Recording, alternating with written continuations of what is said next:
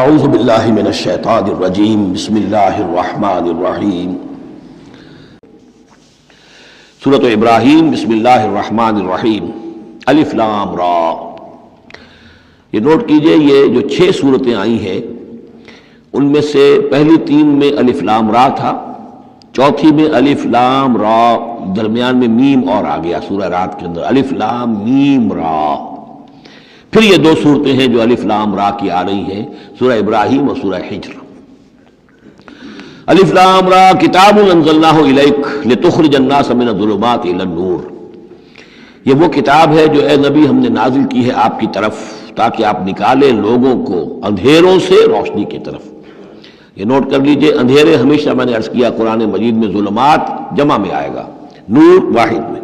بِإِذْنِ رَبِّهِمْ، اور آپ کا یہ نکالنا جو ہوگا لوگوں کو اندھیروں سے روشنی میں ان کے رب کے اذن سے، اِلَى صِرَاطِ الْعَزِيزِ الْحَمِيدِ، اور گویا کہ یہ مترادف ہے اس ہستی کے راستے کی طرف نکالنے کے کہ جو زبردست ہے، خوبیوں والا ہے، ستودہ صفات ہے، اپنی ذات میں خود محمود ہے۔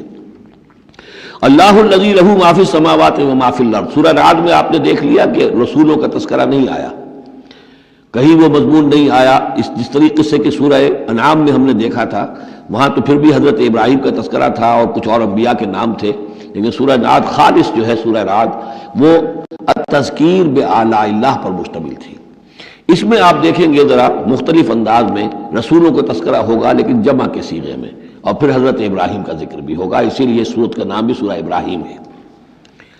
الف لام را کتاب انزلناہ الیک لتخرج الناس من الظلمات الی النور باذن ربہم الی صراط العزیز الحمید۔ اللہ الذی، اس اللہ کے راستے کی طرف نکالنا، الذی لہ ما فی السماوات و ما فی الارض، جس کے لیے ہے، جس کی ملکیت ہے ہر وہ شے جو آسمانوں میں ہے اور ہر وہ شے جو زمین میں ہے۔ وویل للکافرین من عذاب شدید، اور بڑی تباہی اور بربادی ہے اور مصیبت ہے کافروں کے لیے بڑے عذاب سے۔ الذین یستحبون الحیات الدنیا علی الآخرہ، وہ لوگ جو پسند کرتے ہیں دنیا کی زندگی کو آخرت کے مقابلے میں۔ اب یہ ذرا سول سرچنگ موقع ہے، ہر شخص ذرا اپنے گریبان میں جھانکے، کہیں یہ الفاظ ہم پر تو منطبق نہیں ہو رہے۔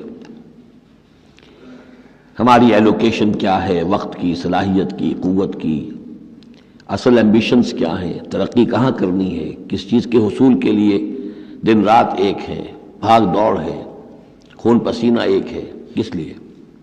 آخرت یا دنیا؟ الذین یستحبون الحیات الدنیا علی الآخرہ، وہ لوگ کہ جنہوں نے پسند کر لی ہے دنیا کی زندگی آخرت کے مقابلے میں۔ ویصدون عن سبیل اللہ، اور وہ روکتے ہیں اللہ کے راستے سے، آج بھی روکتے ہیں۔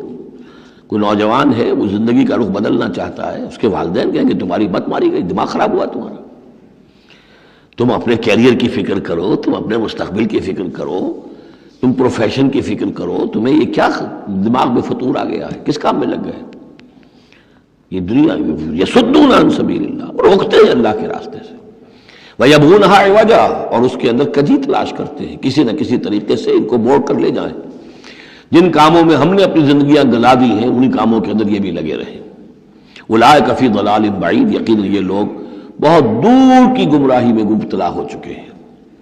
وما ارسلنا من رسول الا بلسان قومہ لیبین لہم، اور ہم نے نہیں بھیجا کسی رسول کو مگر یہ کہ اس کی قوم کی زبان ہی میں، یعنی اس کے پاس جو وحی آئی وہ اس کی قوم کی زبان میں آئی۔ حضرت موسیٰ کو کتاب دی تو عبرانی میں دی جو کہ اس کی قوم کی زبان تھی، اور کسی قوم میں جو بھی نبی آئے ہوں گے وہ اس قوم ہی کے اندر ان کے لیے کوئی بھی ہدایات آئی ہوں گی، وحی آئی ہوگی، نصیحتیں آئی ہوں گی، ان کی زبان میں آئی ہوں گی، لیبین لہم، تاکہ وہ پوری طریقے سے واضح کر دیں ان کے لیے۔ اجنبی زبان ہو، زبان کا جو ہے وہ حجاب درمیان میں ہو تو ظاہر بات ہے کہ وہ ابلاغ کا حق ادا نہیں ہوتا، پورے طور سے بات آپ پہنچا نہیں سکتے۔ فَيُضِلُّ اللَّهُ مَن يَشَاءُ، تو اللہ تعالیٰ پھر گمراہ کرتا ہے جس کو چاہتا ہے، وَيَهْدِي مَن يَشَاءُ، اور ہدایت دیتا ہے جس کو چاہتا ہے۔ اور اس میں یشاء جو ہے دونوں جگہ یہ گویا کہ اللہ تعالیٰ کی طرف بھی آ جائے گا، اللہ گمراہ کرتا ہے جو چاہتا ہے گمراہی حاصل کرنا، اور اللہ ہدایت دیتا ہے اسے جو چاہتا ہے ہدایت حاصل کرنا۔ وَهُوَ الْعَزِيزُ الْحَكِيمُ، اور وہ زبردست ہے کمال حکمت والا۔ وَلَقَدْ أَرْسَلْنَا مُوسَىٰ بِآيَاتِنَا أَنْ أَخْرِجْ قَوْمَكَ مِنَ الظُّلُمَاتِ إِلَى النُّورِ، اور ان کو خبردار کرو، انہیں نصیحت کرو، انہیں یاد دہانی کرو اللہ کے دنوں کے حوالے سے۔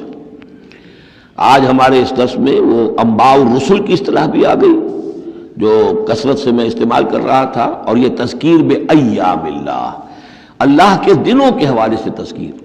یہ شاہ ولی اللہ دہلوی رحمۃ اللہ علیہ نے الفوض الکبیر میں قرآن مجید کے مضامین کی تقسیم کی ہے، تو ان میں سے مثلا ایک مضمون یہ ہے التذکیر بآلاء اللہ، اللہ کی نعمتوں اور قدرتوں کے حوالے سے، اس کی نشانیوں کے حوالے سے یاد دہانی۔ ایک التذکیر بأیام اللہ، اللہ کے دنوں کے حوالے سے، خاص وہ دن جن میں اللہ تعالیٰ کی طرف سے بڑے بڑے فیصلے جو ہیں وہ صادر ہوئے اور نافذ ہوئے۔ ان فی ذلک لآیات لکل صبار شکور، یقیناً اس میں نشانیاں ہیں ہر اس انسان کے لیے جو بہت صبر کرنے والا ہو اور بہت شکر کرنے والا ہو۔ صبار اور شکور یہ دونوں جو ہے کمپلیمنٹری ہیں۔ کوئی تکلیف آئے، ناگوار صورتحال ہو تو صبر کرے، کوئی نعمت ہے، خوشحالی ہے، فراوانی ہے، آسان ہے، آرام ہے تو پھر اس پر شکر کرے۔ تو صبر و شکر اور شکر و صبر یہ دونوں جو ہے کمپلیمنٹری ہیں، اور یہ بندہ مومن کے لیے یہ ان دونوں میں سے کوئی نہ کوئی کیفیت اس کی ہر وقت ہونی چاہیے۔ لیکن دونوں میں مبالغے کا صیغہ ہے، صبار اور شکور۔ شکور بھی مبالغے کا صیغہ ہے مفعول کے وزن پر۔ وَإِذْ قَالَ مُوسَىٰ لِقَوْمِهِ اذْكُرُوا نِعْمَتَ اللَّهِ عَلَيْكُمْ إِذْ أَنجَاكُم مِّنْ آلِ فِرْعَوْنَ، اور یاد کرو جب کہ کہا تھا موسیٰ نے اپنی قوم سے، یاد کرو اس نعمت کو جو اللہ کی ہوئی تم پر، جب کہ اس نے تمہیں نجات دی آل فرعون سے۔ یسومونکم سوء العذاب، وہ تمہیں مبتلا کر کیے ہوئے تھے بدترین عذاب میں۔ وَيُذَبِّحُونَ أَبْنَاءَكُمْ، اور تمہارے بیٹوں کو قتل کر ڈالتے تھے، ذبح کر ڈالتے تھے۔ وَيَسْتَحْيُونَ نِسَاءَكُمْ، اور تمہاری بیٹیوں کو، عورتوں کو زندہ رکھتے تھے۔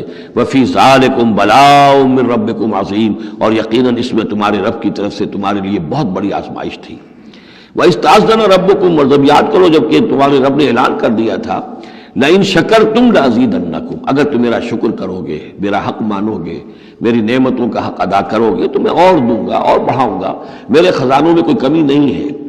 وَلَئِن كَفَرْتُمْ، لیکن اگر تم کفر کرو گے، کفران نعمت کرو گے، ناقدری کرو گے، ناشکری کرو گے تو پھر ان عذابی لشدید، تو یقیناً پھر میرا عذاب بھی بہت سخت ہے۔ وَقَالَ مُوسَىٰ إِن تَكْفُرُوا أَنتُمْ وَمَنْ فِي الْأَرْضِ جَمِيعًا فَإِنَّ اللَّهَ لَغَنِيٌّ حَمِيدٌ، اور موسیٰ نے یہ بھی کہا دیکھو اگر تم، نہ صرف تم بلکہ جو بھی زمین میں ہے سب کے سب کفر کریں اللہ کا، سب کے سب ناشکری کریں، کفر کریں، فَإِنَّ اللَّهَ لَغَنِيٌّ حَمِيدٌ، تب بھی اللہ جو ہے وہ تو غنی ہے، اسے کسی کی احتیاج نہیں، کوئی ضرورت نہیں، اور حمید ہے، اور وہ بہت ہی اپنی ذات میں ستودہ صفات ہے۔ أَلَمْ يَأْتِكُمْ نَبَأُ الَّذِينَ مِن قَبْلِكُمْ، کیا تمہارے پاس آ نہیں گئی ہیں خبریں ان لوگوں کی جو تم سے پہلے تھے، قوم نوح وعاد وثمود، وہ قوم نوح اور عاد اور قوم ثمود، والذین من بعدہم، اور جو ان کے بعد ہوئے، لا یعلمہم الا اللہ، اور بہت سی ایسی اور قومیں ہوتی جنہیں نہیں جانتے کوئی بھی سوائے اللہ کے۔